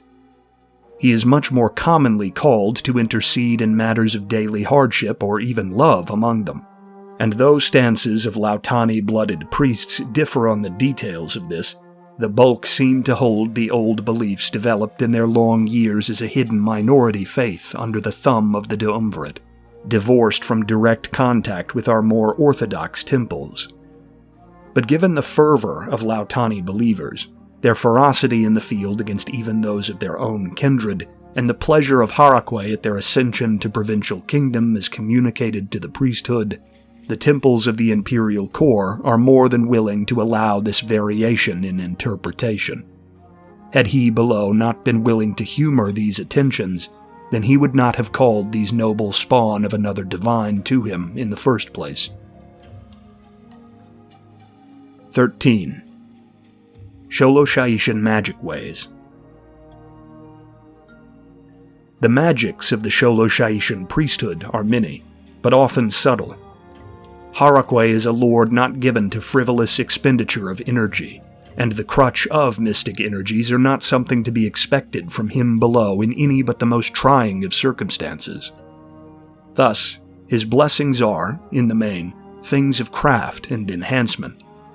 A smith or metallurgist's dream-born creation of some new alloy are given through him, as when the innovation of steel was passed up to aid us in our ancient struggles against foreign threat, and the riddles of iron before. Throughout the annals of our kindred, many are the teeth of Makwahwit or blades of axes lent a keener bite by Harakwe's subtle intervention, the father of metalwork and all fruits of the earth being brought to bear in legendary arms whose names echo down to be spoken in hushed whisper as their deeds are recounted. But there are, even to a god wary of witchery and the bending of the mortal realm, fairly large and famed exceptions. Some, such as the rituals of royal interment and return, are secrets protected by holy men with every ounce of life and will within them. Others, such as the lighting of the turquoise fires burned in our temples, are public rituals visible to us all at service. But given the nature of honorable sacrifices at temple during time of war, or after a blooded flower war between cities, it can be inferred the death magic they wield is bound to the ritually spilled blood of Harakwe's foes or honored sons, and turns the eye of Harakwe upward for a time to rest upon his descendants. All mystic force, though, is a thing of coordination and practiced formula, requiring the hands and hearts of many to bring it about. Ours is a civilization of union among the kindred, and so too is it with any calls upon supernatural forces to ease and endow the lives of the faithful. 14. Xoloxaitian foodways. The field rations of our folk, hardy as they are, comprise nearly all foreign experiences of our kindred's culinary art. But blood gruel, salted meat, broth of bone, and mash of potato or corn are not, much as some would proclaim it, the beginning and end of Xaitian foodways, and there is much to be discovered by the wandering outlander to entertain many palates of many peoples, especially if one can tolerate heat. XVIII, and the royalty above them, often seem the most odd to foreign experience. The whole of the caste is fed, for the culturing of physical and spiritual strength, upon a diet entirely composed of animal product. From tortilla of ground bone and marrow to the ground and heavily spiced organ meats cooked long and slow like beans as ballast for larger grilled or seared cut, the elite of the empire consume only food which breathes strength into the arm and shoulder a legionary needs to better bear the tools of war bequeathed to him by Harakwe. Whether man or woman, only occasional intrusions of herb or pepper or tomato as garnish are allowed exceptions to this diet, and even then, they are only ever consumed in conjunction with the flesh of beasts. Dairy made from the productive milk breeds of llama reared in Kushkotlan, mostly in the form of cheeses to garnish taco or wrap, are also popular.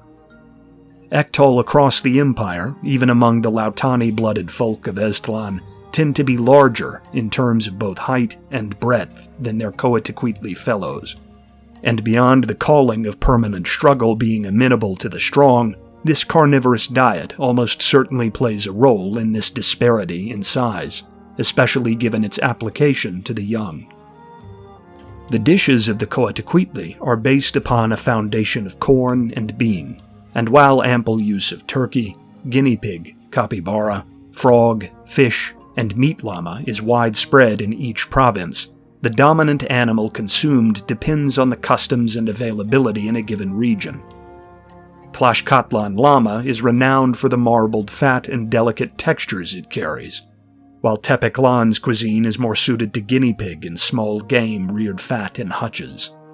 Tomato, chili, tamale, and potato, along with onion and a broad selection of herbs like cilantro and epazote in their turn, bring the fruit of the soil to the table.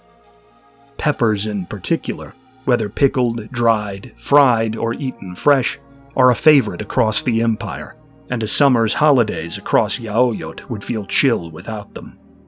Lautani and Aztlan have taken to many of these foodways, but maintain a fondness for chicken and egg among the universal fish of their coastal cuisine, and maintain rice as a staple grain.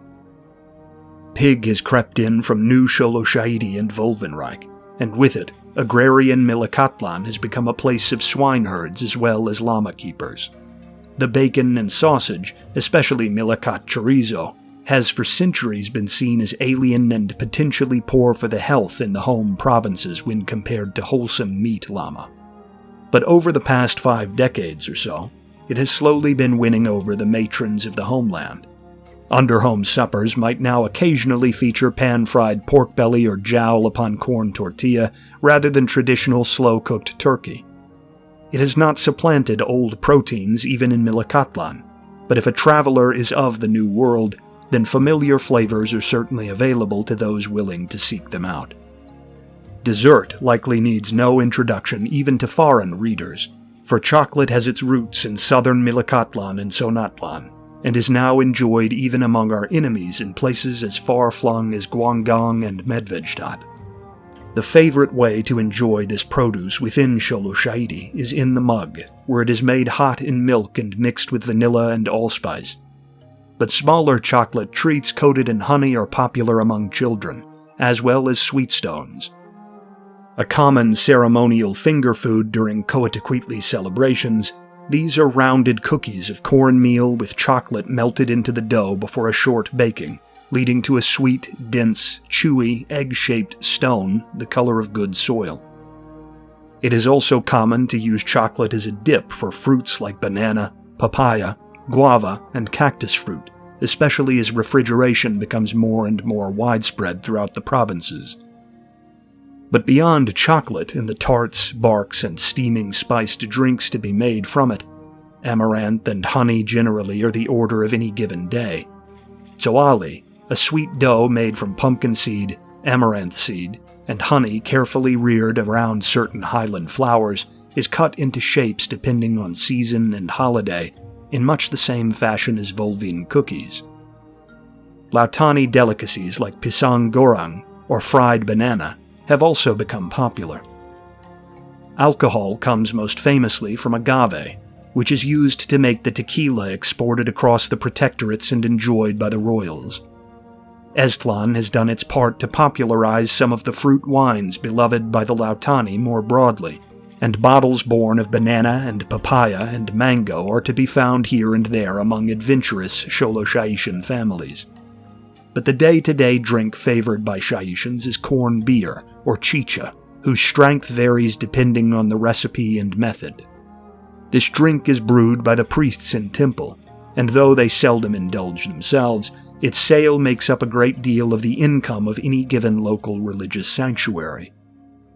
While the XVIII famously only stray from water when drinking hard, the common folk enjoy fruit juices and hold tight to drink bled from cacti, often maintaining small gardens of the plants about underhome entry halls in more rural reaches specifically for the purpose of cooling down with this at the end of a long day. Historically, in the long millennia of subjugation, we consumed much meat and fungi cultivated in the outer Underdeep. But the Liberator, in his push to move our people to the surface during the early expansion and settlement of the Empire, dissuaded us from maintaining this diet, and in this day and age, the sole group in the culture to regularly consume such produce is the priesthood. During certain rites, it is said they imbibe certain fluorescent lichen with hallucinogenic qualities at the ends of lengthy fasts, and their dreams, in consequence, are closer to him below. 15. Xoloxaitian dressways. The image of the Xoloxaitian is often inseparable in the minds of other kindreds from the figures in painted armor in mural or illustration, or in recent centuries, in the black and gold cotton uniform of the legions. There is basis for this, for the men of the XVIII in particular are expected to be in uniform any time they appear outside the family home, and Coatiquietli are proud to don old uniform any time ritual ranging from family gatherings to public holidays to city triumphs gives them an excuse to wear the colors. The regular army legions wear a light, breathable, predominantly yellow-gold uniform, whose coat hangs low about the knee to better blend the motion of leg at march. XVIII are similar, with the black and gold scheme reversed, so that the dark is dominant. Angular shoulders sweep wide like the eaves of a poncho, and cotton trousers are tucked tight into boot and wrap. Subtle piping about the collar, shoulder, and wrist denotes the provincial kingdom of the legionnaire, with gold for timeless Tepeclan, blue for Teoatlan, silver for Cuscotlan, orange for Machintlan, green for Milikatlan, violet for Dzonatlan, red for Tlaxcatlan, and turquoise for Eztlan. Officers of sufficient rank bear a feathered crest across the shoulder, framing the head, traditionally made from the feathers of great terror birds harvested by Ektal huntsmen in the desert badlands about Tepeklan.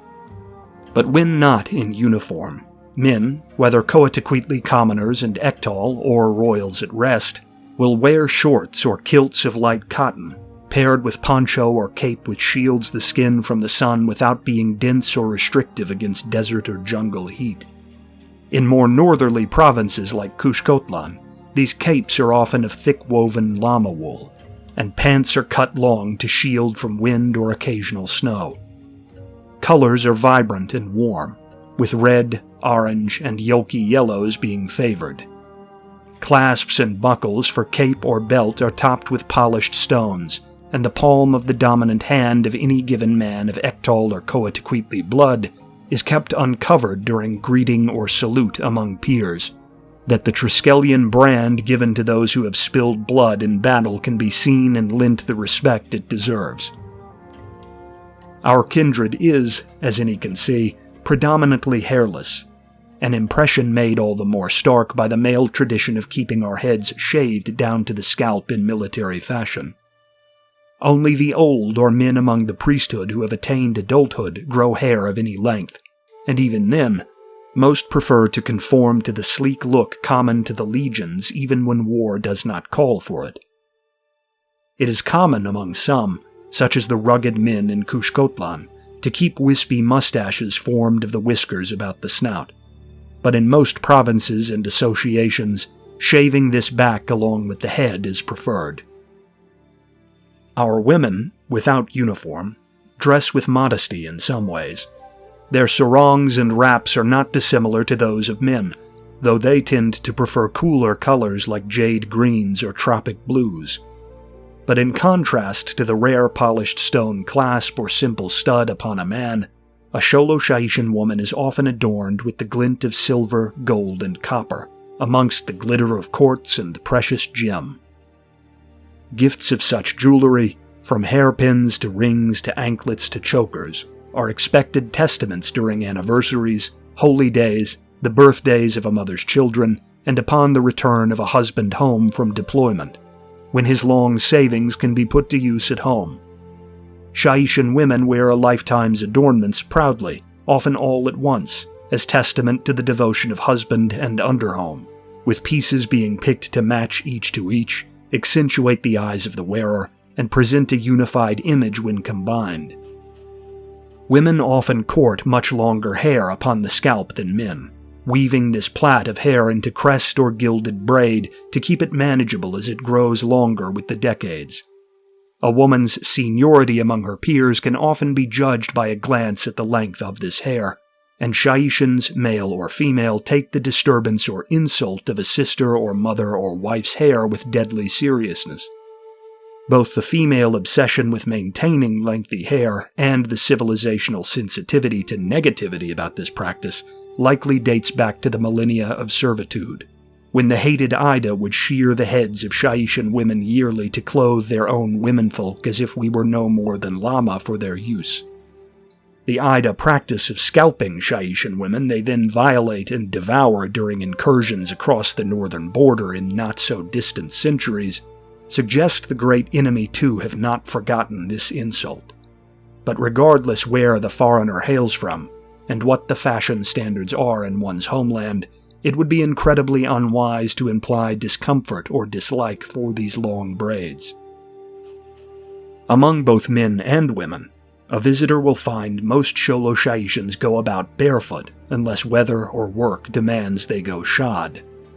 The Ektal drill in boots, and Coatiquetli meet for monthly fitness in them, but otherwise, the Xaitian walks on sole of foot alone unless war has been declared. Should the empire be called to war, then the entire public dons boot, sandal, or woolen shoe, and will continue to display this footwear in public until the conflict has come to its end, as testament to the shared war footing of the civilization. The sitting Tlatoani dresses in the resplendent uniforms and feathered crests of the XVIII and lesser royals, or else, should she be a female regent, in the finery bequeathed to her by her husband. But man or woman, the Tlatoani goes veiled whenever out of the solitude of the royal quarters in the palace beneath XVIII, a representation of the sacrifice of the self one undergoes upon taking the dais. The Tlatoani is conduit from Harakwe to his kindred, and as such, the whims and wants of the soul who existed prior to ascension mean little, and are to be abandoned insofar as the Tlatoani has the strength to abandon them. Eztlan's Lautani catfolk wear the silks and simple cloth of their fallen islander kin. While tropic colors adorn clean whites, it is common in modernity for the folk of the sea who have pledged with us to adopt certain adornments found in the broader empire. Their XVIII go about crested in highland feather, and their Coatlicue men wear their uniforms just as readily as do their Xoloxaitian blooded counterparts. The yellows and blacks of the empire have crept into daily life, and the straight-edged Triskelion in our icons has usurped the older, subtler, oceanic Triskelion their cults used in ages when the cruel inquisitors of Laut would slaughter any found with the sign of Harakwe on their person. 16. Xoloxaitian time ways. Treatments on the calendar of our people can be found elsewhere in greater detail than I can provide in this text. But it is worthy of noting the cyclical nature of the Xaitian view of time, shared as it might be among many other kindreds upon Haraklan. The Xoloxaitian priesthood counts the world's great ages in turnings. These 4,000-year cycles are tethered in their broad impulses and themes to goings-on in the realms beyond our own. The first, the cycle of plots, was marked by the subjugation of our first brood beneath the second brood's yoke during the long millennia following the betrayal of the twisted divinities over the corpse of the Creator in the time of myth.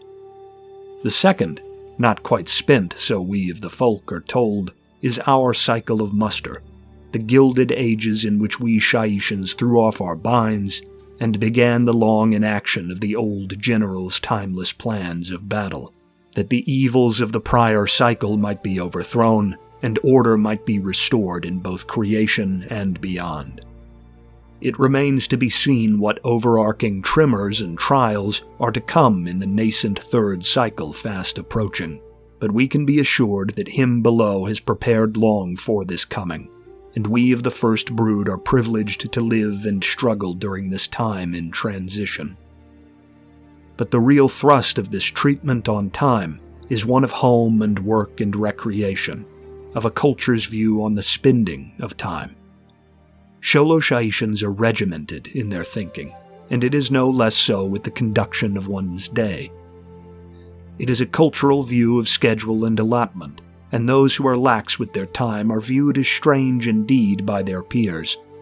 The way one's hours are spent in use of the existence given us by Harakwe are to be meaningful.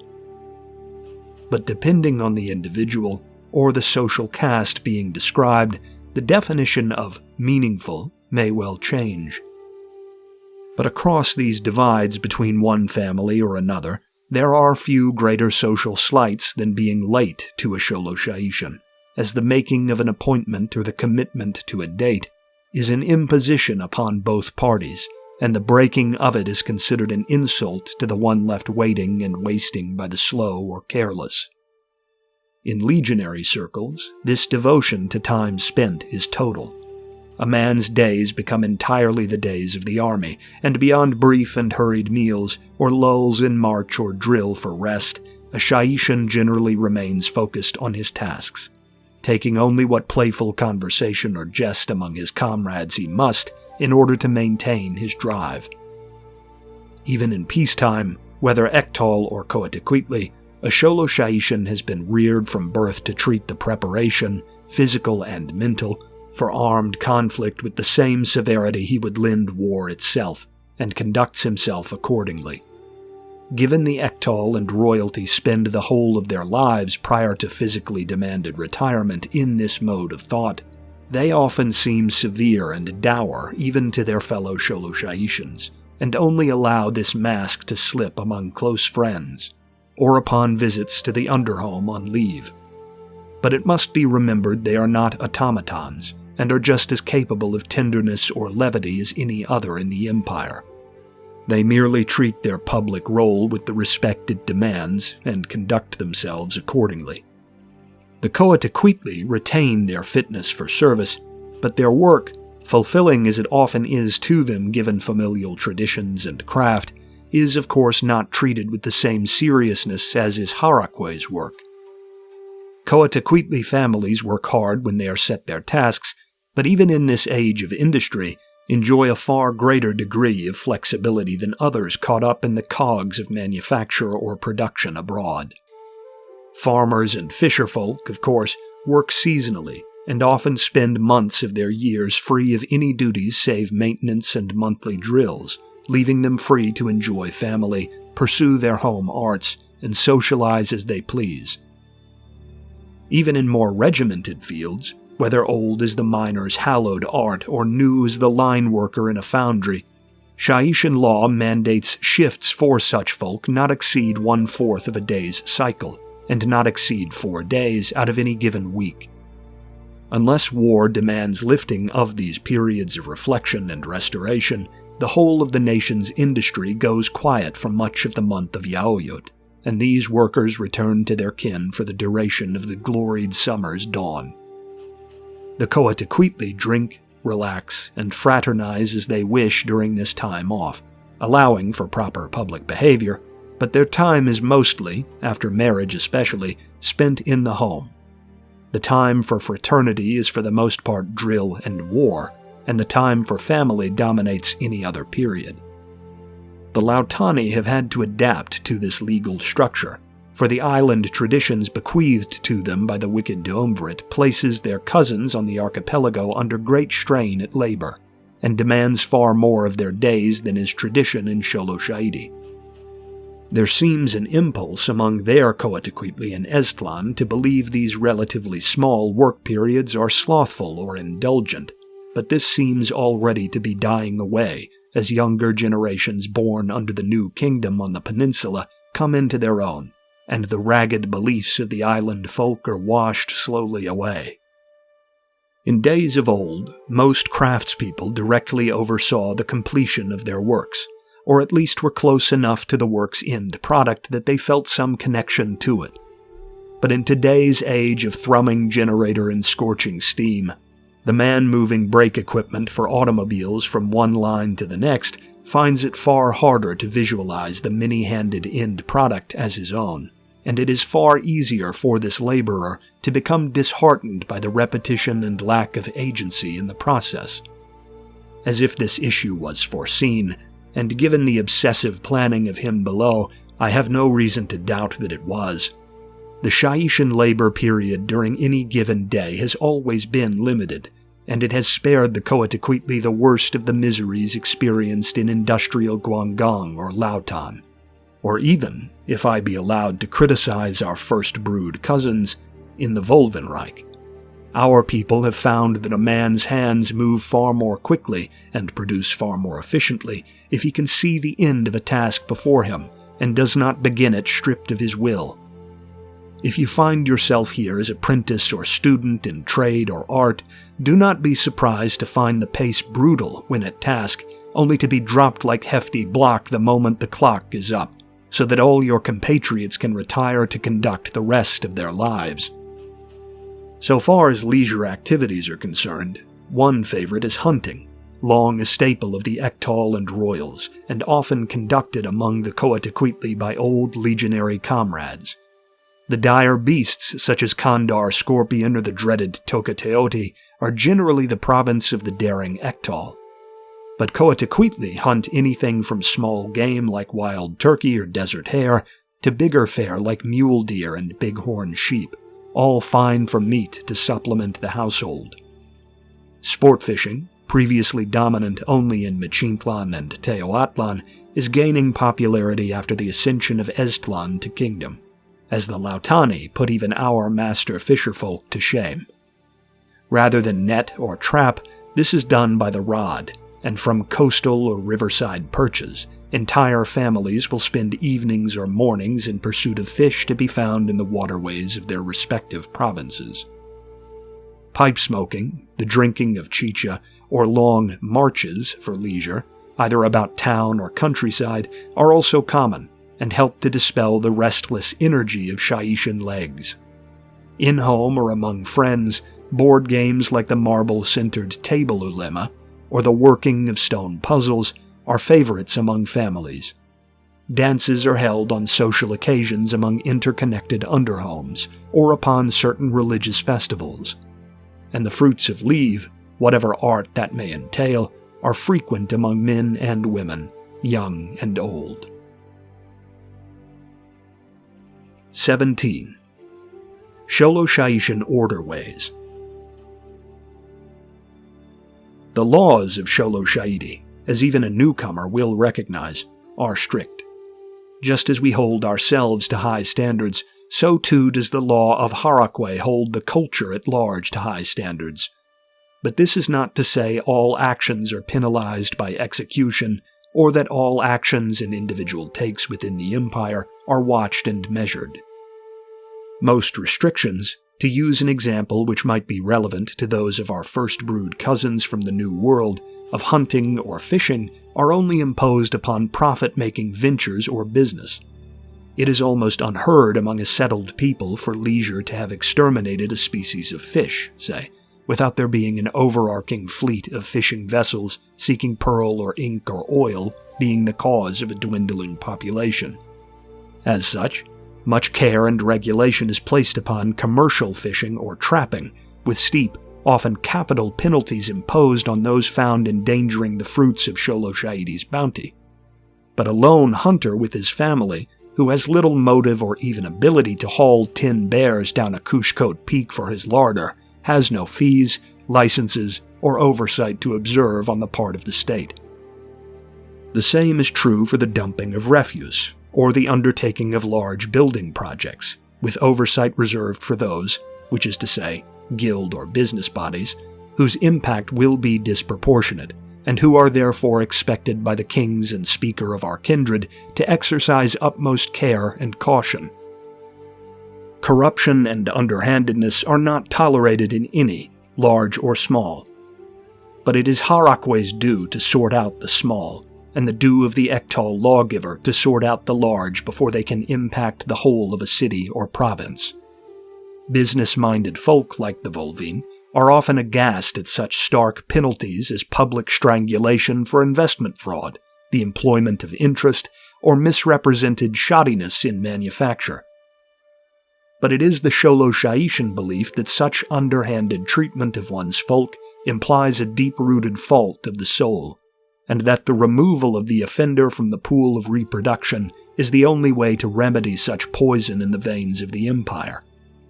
If a farmer in Milikatlan encounters a weed draining the produce of his field, then he rips it up by its root, and so too is it with the corrupt. Personal infractions like theft, assault outside the bounds of accepted duel, and intimidation or violation of womenfolk are treated with the harshness they deserve. But beyond these, as touched on earlier during the discussion of family, one of the only points at which law might intersect with the individual in any harsh way is in the conduction of family life. Beyond infidelity, the beating or unusual punishment of children will, if proven by auxiliary families, be penalized by the removal of the children from the underhome to be rehoused among extended family or taken into the priesthood, with parents being stripped of their citizen status and protections, whether XVIII or coetequitely.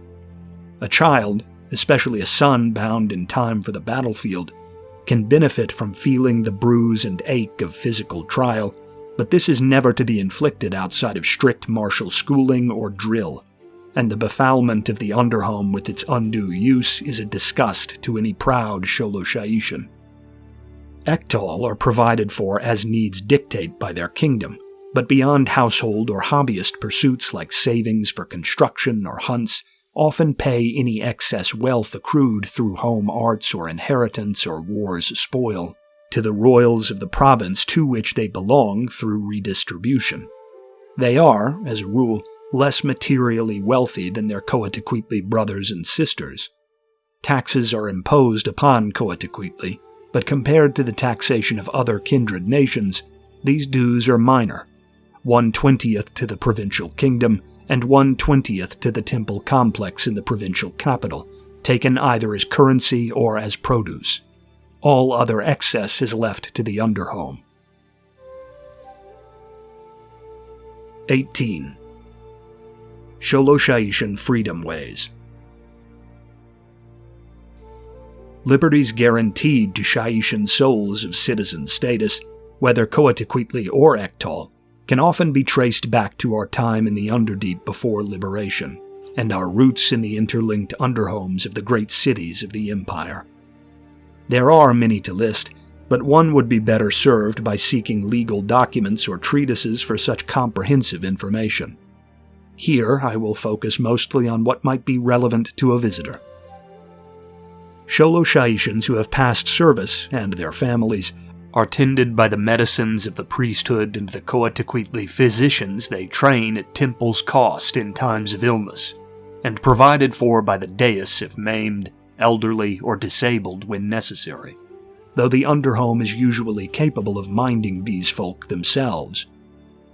Burial ceremony by Harakwe's priesthood is a right of citizenship, and incurs no penalty to the grieving families of the dead. The estates and investments of deceased coaticuitly or XVIII are not taxed or infringed upon unless some crime is uncovered, a rare occurrence. Xoloxaitians in good standing are permitted passage across any land or holding so long as they do not damage or infringe upon it. An allowance to ensure long-standing traditions like the long hunt or pilgrimage by foot are not prevented by the development of farmland or estate, with trespass generally only applying to an underhome or its garden, into which one must be invited, or else to places of industry or commerce not generally open to public passage, or outside of business hours. While a foreigner is not technically guaranteed these rights of passage, so long as crop or boundary or beast on a given plot are respected, a visitor from the protectorates will find most locals more than willing to allow a walk down a riverbank or passage to a ridge to view the countryside, even if you will pay a toll of curious conversation in the process. Xoloxaitian men of the XVIII and coaticuitly are expected to own arms, and will be issued them by the dais if their families have left no current weaponry to be inherited. Coaticuitly are encouraged to hunt and sport shoot with rifle or shotgun beyond monthly drill to better familiarize themselves with the operation and maintenance of a given weapon. The right of challenge is also universal, and regardless of caste outside royalty, a Xoloxaitian man is permitted to duel one who has insulted his personal or family honor. These combats are not usually conducted with firearms, but with maquahuit, hammer, or mace, as is our tradition. Most often they will be fought to first blood or yield, but if both parties agree, then the contest will be to the death. A man killed in these duels is just as eligible for the fields of fire and war as any killed on a battlefield, and as such, duels will sometimes be fought to the end by elderly comrades over no slight at all, purely to allow one to achieve ascension as their threads near their ends. 19. Conclusion. The people of steel and stone are, as their name and their lord would lead one to believe, harsh of exterior by long necessity. We have endured much, as have all kindreds in their way, but our mode of survival has always been defined by its stress of the strength of the many over the strength of the one, lest that one be Harakwe, through whose blood the many draw their strength. There is no single text I could compose to teach or tell all there is to teach and tell of our ways, but I hope this treatment allows you a better understanding of the impulses and inclinations we display, and better allows you to adapt to them should ever your path bring you through the gates of one of our great cities, or across the towns and wilderland between. We are, I know from ample travel, seen often as icy, insular, and distant from without. But should you take the time to grow close with the Xoloxaitian and learn something of his folkways, you will have found in him an indefatigable soldier for your cause, and a dauntless companion whose loyalty is without end save in death. Long may the line of Tepekishko speak sure from the dais in Tepeklan, and long may the kindreds of the first brood maintain the bonds which have crept up like glittering vein to link our shared destinies upon Haraklan.